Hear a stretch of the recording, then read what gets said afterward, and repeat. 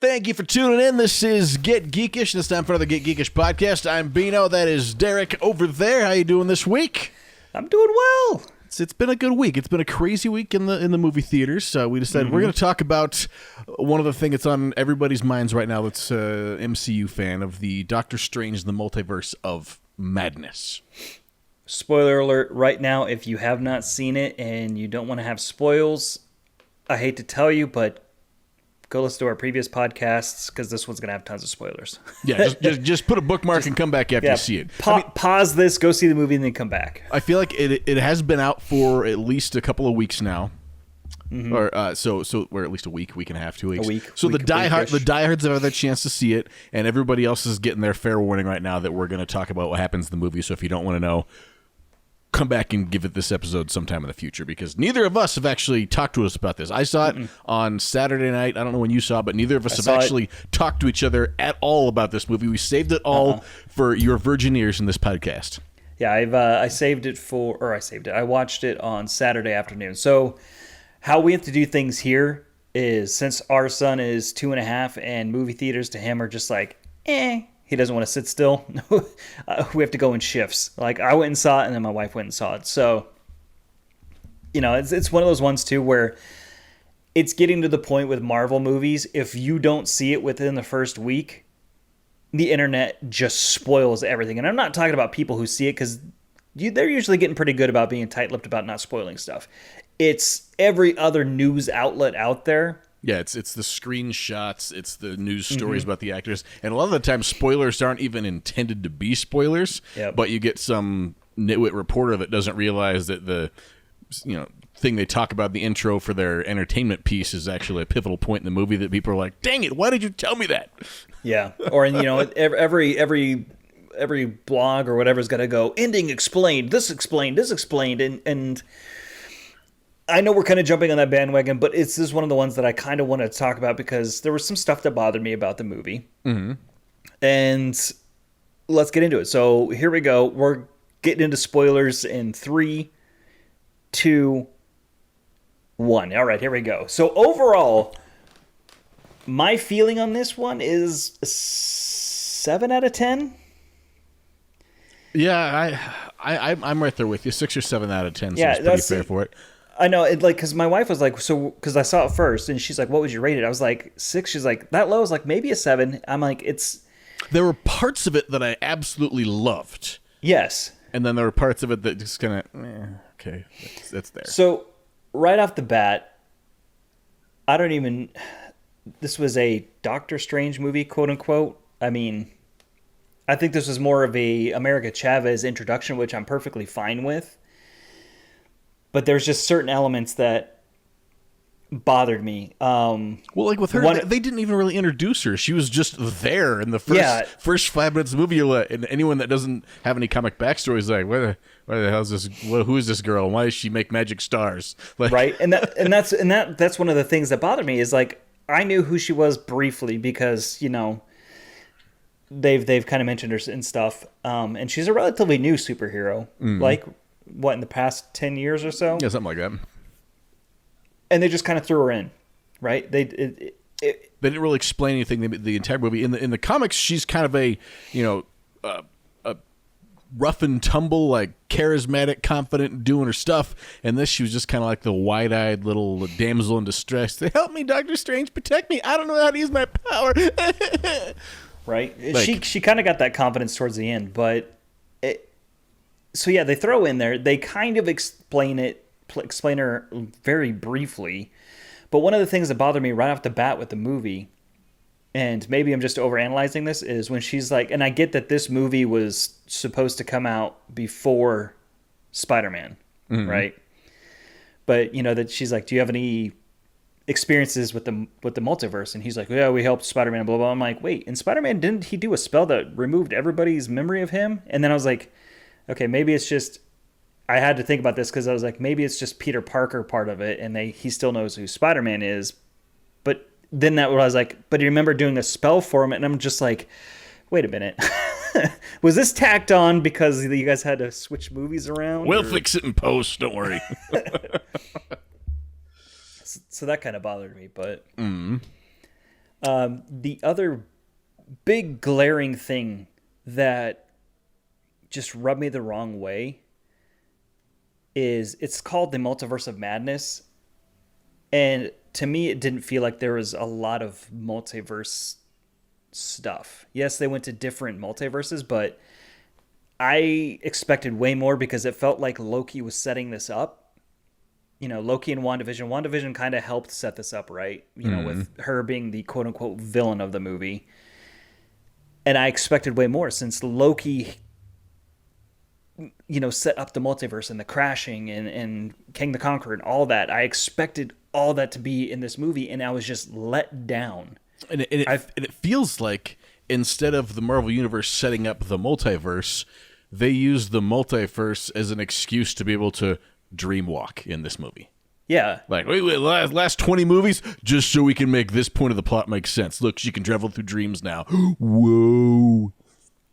I feel like, and nothing against Sam Raimi, you know, I know that he had a lot on his shoulders with this.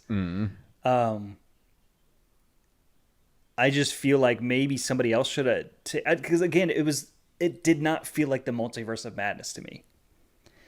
It was just him going to different multiverses and not really, the closest they got to a Multiverse of Madness, if you will, is when the Illuminati showed up, right?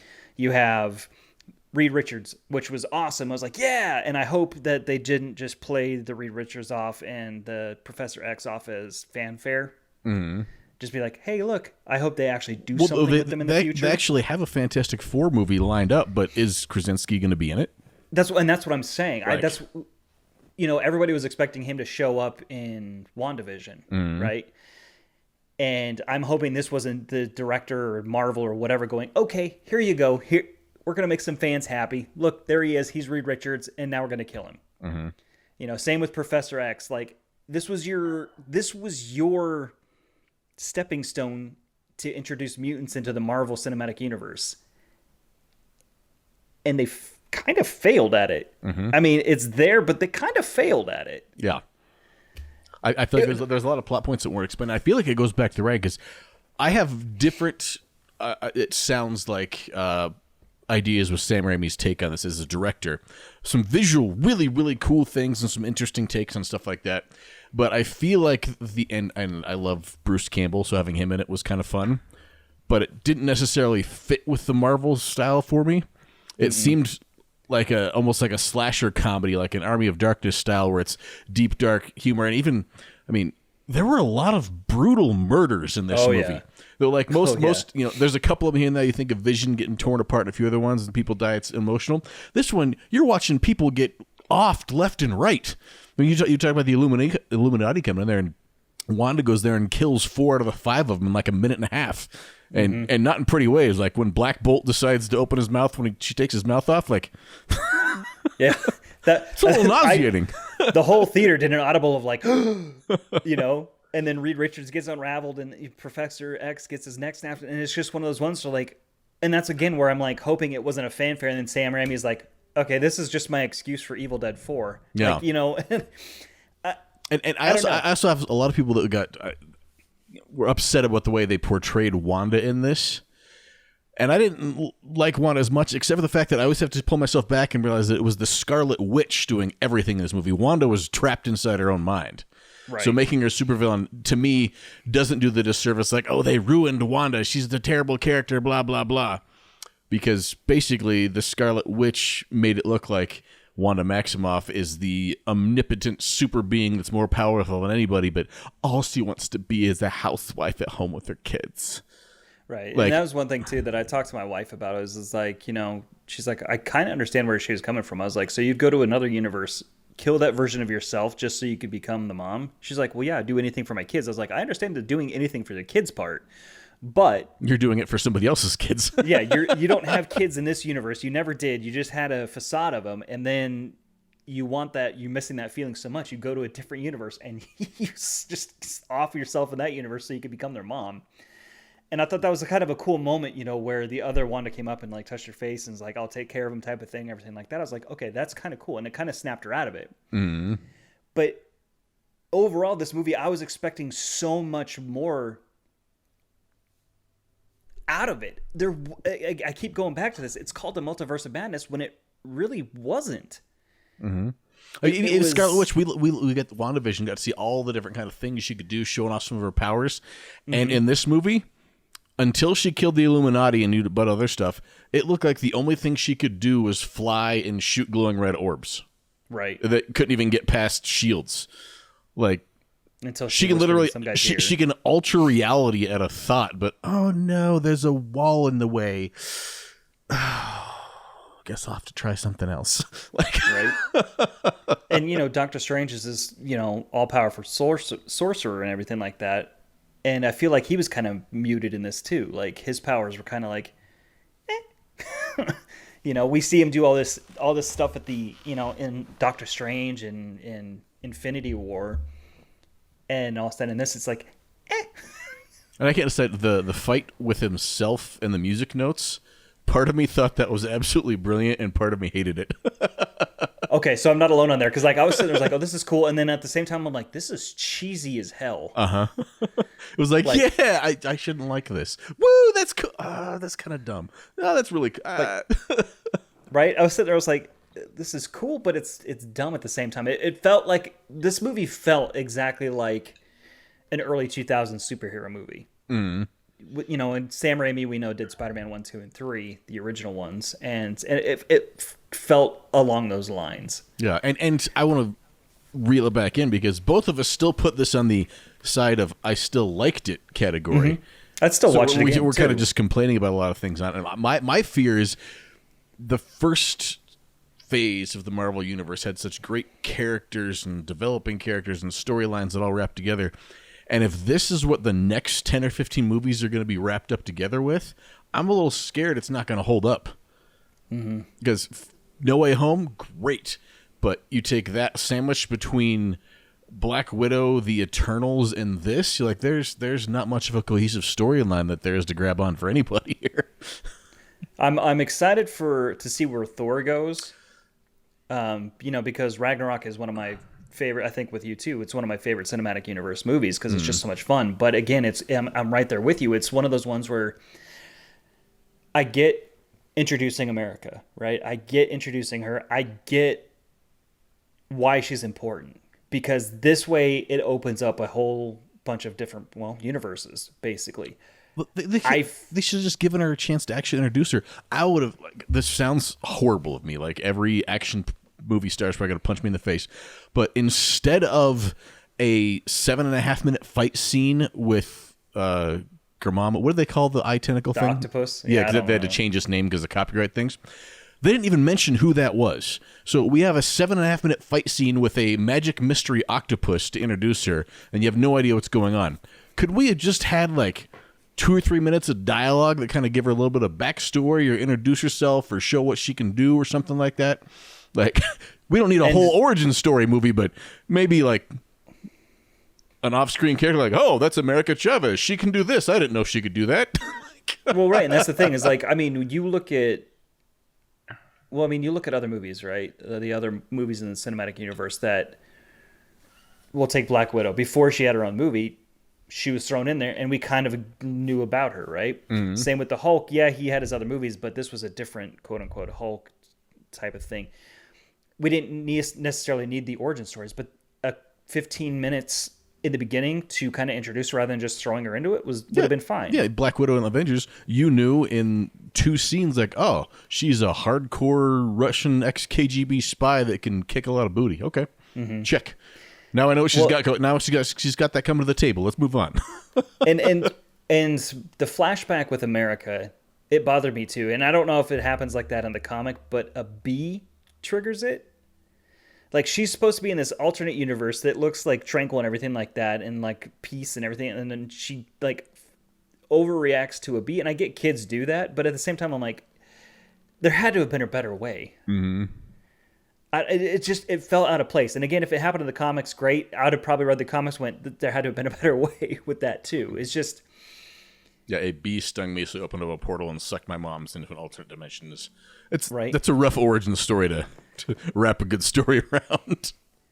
And that's the thing is, what you look at I keep coming back to this. The Multiverse of Madness. That's the title. They were in 1, 2, 3 different multiverses. 4, if you don't count all the ones that they just like slapping through. They actually visited and were in for a period of time. Yeah. Yeah. You had the normal universe, the one with the Illuminati. Oh, the one where he killed himself, because that was a good piece of writing. I thought it was kind of fun. Where in the beginning of the movie, he finds the evil Strange that gets killed and falls through the portal. It's with America, and then he buries him under the street, which seems totally normal. But then it comes back later in the movie, and that ends up being the corpse that he takes over to go do other stuff. That was kind of a fun, like, you actually threw that in there without making it seem super out of place. Well done, well done. I have a feeling that was like Sam Raimi going, hey, I wanted to do this in Army of Darkness, but I didn't get a chance.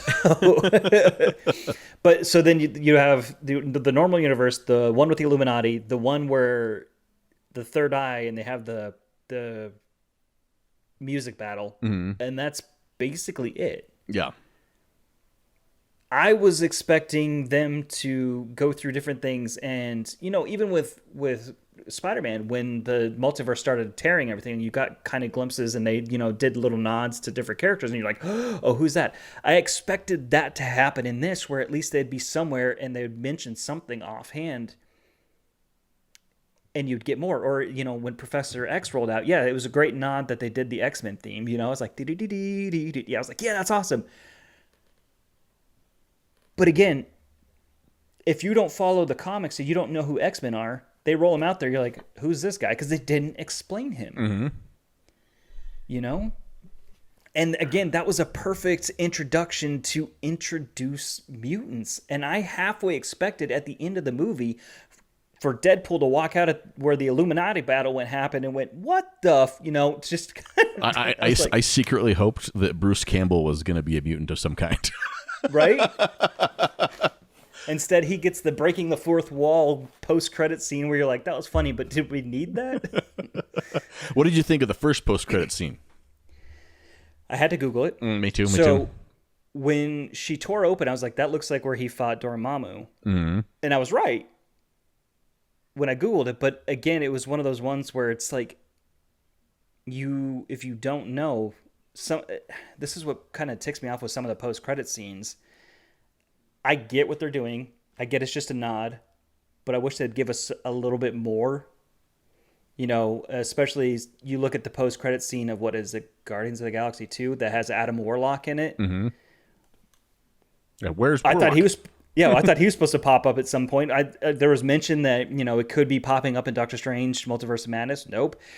I kept waiting for Loki to pop up in this movie because at the end of Loki season you have the multiverse tearing and they going out into it. It's just, or at least something to do with I don't know. I feel like somebody over at Marvel, maybe they'll prove me wrong and do something magical, but I feel like somebody over there is focused way too hard on making these surprise cameos that show up in different things that they can over market the heck out of.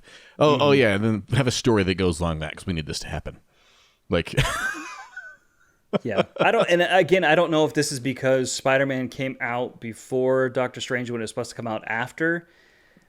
But Spider-Man raised my hopes up high for the next phase of Marvel movies because of like the multiverse is now a thing. They acknowledge it. Mutants are technically now a thing. They acknowledge it, kind of. Mm-hmm. And Loki brought in the multiverse too. And it was just one of those ones where I'm like, this is the best you could do. I kind of expected an end game like scene of multiverses coming apart and different things coming across and fighting and saving and stuff like that instead of just Doctor Strange fighting himself with a corpse. Right. and then you have Charlize Theron going, "You've caused an incursion unless you're scared." And he's like, "I'm not scared." And his third eye opens, which is like, they also never explain the third eye either. Like it's because he messed with the Darkhold. Yeah, but again, explanation of what the heck's going on. And sorry, never explained the Darkhold part because the Darkhold was a big part of some other movies and Agents of S.H.I.E.L.D., so I was kind of excited about like, they're bringing this there. But then they destroyed it, and doing some research in the movie, Wanda goes and offs herself with the book. And my first thought was, well, what about the ones in the rest of the dimension? But if you go research the movie, that was Wanda going and destroying the Darkhold across all dimensions. Right, which Doctor Strange briefly mentions when it starts dissolving. He's like, "Oh, he distorted it into all dimensions," and like, yeah, like that's. well, and the thing is too. You go back to WandaVision, and you have Agatha, who is a master of the Darkhold, who it was a Mephisto. Mm-hmm. I thought he was going to have something to do. I was waiting for Agatha to show up because I think she was supposed to teach her how to use this or whatever like type of thing. Nothing. It feels like the shows Loki and WandaVision, they made them and they're like, cool, this is going to have a cool tie-in. And you're like, yeah, you get excited for the movies. And then they forget about them. Mm-hmm. And it was just, I'm sticking with a 6. The more we talk about this, I'm sticking with a 6. It's not the worst Marvel movie. No, it's still enjoyable. Let's talk about a few things we like, because I'm with you. We've been complaining about it for 20 minutes now. Well, it's not even complaints. It was just expectations. They had all this that they could have went off of, and that's the best they could do. Uh-huh. I mean, if it was going to be putting out Eternals and Multiverse of Madness, I would say forget it. Disney, quit doing movies. Just do more TV series then. Do another Loki. Do another Winter Soldier and Falcon. Do another WandaVision, because those things are fantastic. Well, I feel like if they would have actually, if they would have actually done the time and done like a Doctor Strange Multiverse of Madness series where they did 6-hour-long episodes, potential there could have been phenomenal. I don't know. But what we did like, some of the writing was good. I did enjoy some of the Sam Raimi humor in it. Yeah, some of the humor was pretty good, and a lot of the cameos of people showing up are fantastic. Like the fact that they could get so many of those original actors back in the movie. Well, and it's always a pleasure to see Bruce Campbell. I mean, we've done a podcast about him in the past. He's a national treasure, so it's always a pleasure to see him on there. His post credit scene felt kind of out of place, but understandable. Yeah.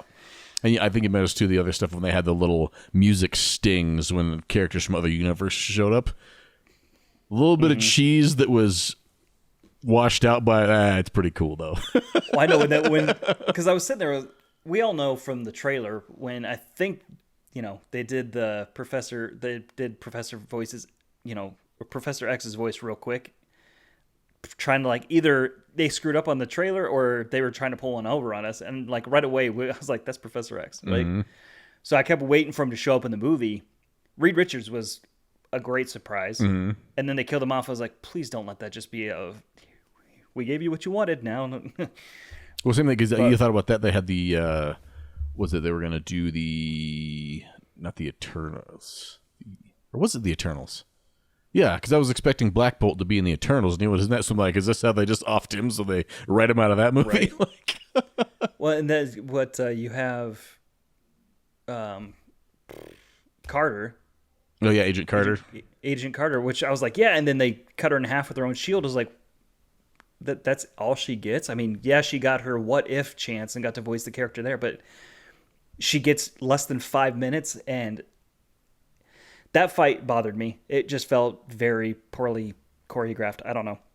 Yeah, that fight to me was the one that was the B horror movie that you expect to see on USA Up All Night or like the back of a bad local video store.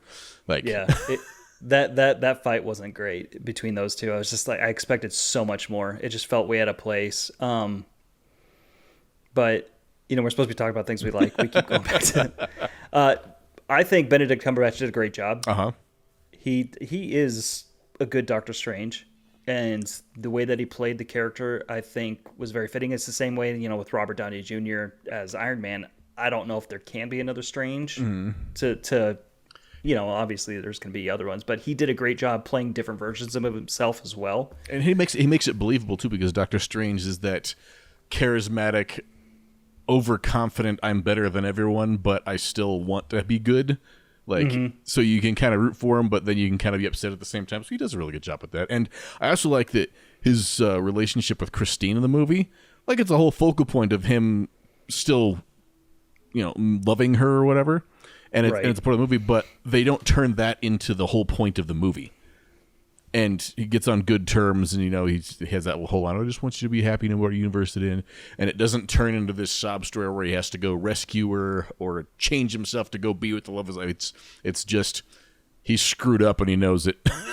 and he's screwed up in every universe too. Yeah. Which is I like that they introduced a new character. We have America Chavez, like I said, which I'm excited to see more of her, especially since she was kind of coming into her own at the end, and to see how they use her. Especially since she's kind of using her powers, to see how they use her in the future. Hopefully, it's just not like a gimmick type of thing. Mm-hmm. And then I think, honestly, the promotional marketing, whatever you want to do, did a very good job of kind of hiding that the Scarlet Witch was the villain. Yeah. The trailers and everything make that think that they're going to help. And I think Elizabeth Olsen did a fantastic job of being just downright terrifying. Because you're sitting there watching, you're like, oh yeah, and then all of a sudden you're like, oh geez. And that whole and that's where like the Sam Raimi comes in and everything like that. He did a great job making her menacing, and that whole like just tunnel chase kind of just going through that after the Illuminati battle I was just like, this is good. Mm-hmm. She just comes through the darks with her eyes. I was like, that's good. Yeah, it was an intense movie. Mm-hmm. And it was some people are complaining about it. It was fairly long, but it didn't feel long. Yeah, I felt like it could have been longer. Yeah, like I look at some of the movies, like I rag on the Eternals quite a bit, but that movie was 2 hours long, and it felt like it was 5 hours long. This one was clocked in at 2:40 or 2 something like that. I think close to like a little over 2.5 hours. Yeah, but it was paced. It just kept going. There was not a lull where you're like, when's Act 2 going to be over? Like. And I think I was confused because I didn't know what to take it, because I was looking at reviews of people that I know, which I like to do before I go to a movie sometime, because I've got some friends that will give reviews of movies without giving spoilers away, and it's kind of just nice to know, expectation levels where to put them at. And with the exception of 1 or 2 people, everybody I know that saw it before me was just raving, "Oh, it's great! Well, it's not the best one ever, but it's great. It's great. It's not as good as Spider-Man, but it's great." And I feel like I went in with that kind of mentality and then still got, underperforming a little bit. Yeah.